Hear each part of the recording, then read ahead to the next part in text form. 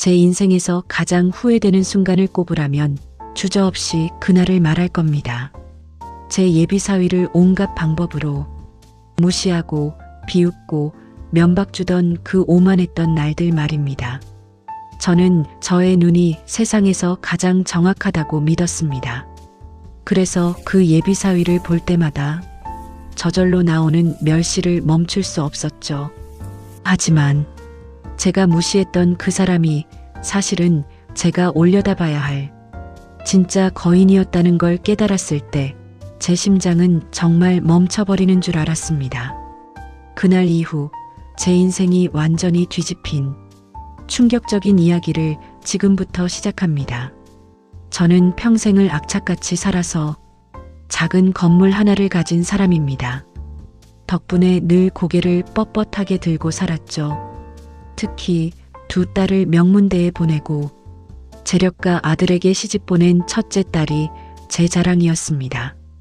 그런데 둘째 딸이 데려온 예비사위 민준이 때문에 제 체면은 늘 바닥이었습니다. 민준이는 번듯한 직장 하나 없이 무슨 스타트업인지 뭔지 한다며 낡아 빠진 오피스텔에 살았습니다. 언제나 허름한 정장에 낡은 가죽 가방 하나가 전부였죠. 예비사위가 아니라 웬 동네 백수처럼 보였습니다. 저는 첫째 사위와 비교하며 핀잔을 주었습니다. 민준 자네는 우리 딸 고생시키는 건 죄란 걸 알아야지. 사건은 저희 건물을 리모델링하던 중에 터졌습니다. 저는 공사비를 아끼려고 인테리어 회사를 여러 곳 알아보고 있었는데 민준이가 갑자기 자기 회사를 추천하는 겁니다. 장모님, 저희 회사가 디자인은 깔끔하게 잘합니다. 제가 직접 관리해 드릴게요. 저는 어이가 없어서 콧방귀를 뀌었습니다. 듣보잡 스타트업 회사에 귀한 건물을 맡길 순 없었죠.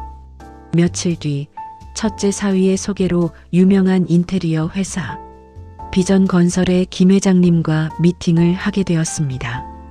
빌딩 사업을 한다는 김 회장님은 저와 같은 있는 사람, 특유의 여유로움과 위엄이 느껴졌습니다. 저는 김 회장님께 민준이 이야기를 하며 웃음거리로 만들었습니다. 요새 젊은 것들은 주제 파악을 못해요. 저희 둘째 예비사위도 스타트업 한다며 제 건물까지 탐을 내더라고요. 김 회장님은 점잖게 웃기만 했습니다. 그 무렵 민준이가 저희 건물 1층의 한 공실에 임시 사무실을 차리겠다며 제게 찾아왔습니다. 장모님, 저희 팀이 잠시 쓸 공간이 필요합니다. 공사 시작 전까지만 빌려주세요. 저는 또다시 화가 치밀었습니다. 흙수저 주제에 이젠 공짜 사무실까지 얻으려 드나? 저는 민준이에게 아주 모욕적인 말을 했습니다. 민준 자네가 공실에 들어와서 뭘 하겠다는 건가? 자네 회사가 뭐 대단한 회사라도 되는 줄 아나? 그릇이 안 되면 감히 나설 생각 말고 그냥 잠자코 있어야지. 민준이는 그 자리에서 아무 말 없이 고개를 숙이고 나갔습니다. 저는 오만으로 가득 찬 제 감정선을 숨길 수 없었습니다. 그를 이기적인 무능력자로 단정 짓는 제 자신이 대견할 정도였습니다. 며칠 후 비전 건설과의 계약을 위해 김 회장님 사무실을 찾아갔습니다. 그런데 회장실 문이 열리고 그 안에 앉아있는 사람을 본 순간 제 심장은 멎었습니다. 그 자리에 민준이가 앉아 있었습니다. 저는 눈을 비비며 다시 봤지만 틀림없었습니다. 낡은 정장 대신 최고급 맞춤 정장을 입고 제 앞에 앉아있는 민준이가 바로 비전건설의 김 회장님이었습니다. 상황 파악이 안 돼 멍하게 서 있는 저에게 옆에 있던 비서가 조용히 말했습니다. 회장님께서 잠시 자리를 비우셔서 장모님을 기다리게 한 점 죄송합니다. 알고 보니 비전건설의 김 회장님은 그 전에 미팅했던 그 김 회장님이 아니고 사실은 민준이의 고모부였습니다. 민준이는 사업의 규모가 너무 커지자 외부의 불필요한 견제를 피하기 위해 공식적인 자리 외에는 고모부를 회장님 자리에 앉히고 본인은 자유롭게 스타트업에 매진하고 있었던 것입니다. 게다가 저희 건물 리모델링 공사비로 제가 고민하던 수십억 원은 민준이에게는 그저 껌값과도 같았습니다. 민준이의 스타트업은 이미 수천억 대의 기업 가치를 가진 유니콘 기업이 되어 있었던 겁니다. 민준이는 조용히 제게 말했습니다. 장모님, 사실 저는 흙수저가 아니라 금수저였습니다. 하지만 장모님께서 제 배경이 아닌 저 자신을 봐주시길 바랐어요. 장모님은 늘 사람의 겉모습과 재산만 보셨죠. 그래서 솔직히 제 정체를 밝히기 싫었습니다. 그 말을 듣는 순간 제 오만함이 충격으로 변했습니다.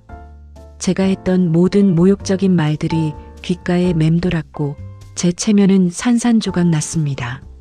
제가 무시했던 그 예비사위가 사실은 제게 인생의 가장 큰 기회이자 존경해야 할 사람이었다는 사실에 반성할 수밖에 없었습니다.